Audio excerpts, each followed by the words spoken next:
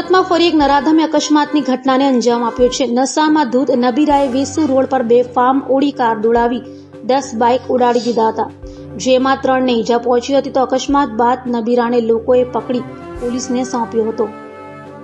સુરતમાં ગુરુવારે રાત્રે વધુ એક હિટ એન્ડ રનની ઘટના સામે આવી હતી। અલથાણ પોલીસ મથકની હદમાં વેસુ કેનાલ રોડ પર બેફામ ગતિએ ઓડીને દોડાવી રહેલા નશામાં ધૂત નબીરાએ 10 જેટલા વાહન ચાલકોને ઉડાડ્યા હતા, જેમાં ગંભીર રીતે ઘવાયેલા 3 વાહન ચાલકને 108 દ્વારા હોસ્પિટલમાં ખસેડવામાં આવ્યા હતા। તો બીજી તરફ અકસ્માત સર્જી ભાગી રહેલા નબીરા રિંકેશ ભાટિયાને લોકોએ દોડી પકડી પાડ્યો હતો અને પોલીસને સોંપ્યો હતો। તો પોલીસે ધરપકડ કરતા કાર ચાલક નબીરો રિંકેશ ભાટિયા નશામાં ધૂત હોવાનું સામે આવતા પોલીસે તેની સામે ગુનો નોંધી ધરપકડ કરી કાયદેસરની કાર્યવાહી હાથ ધરી હતી।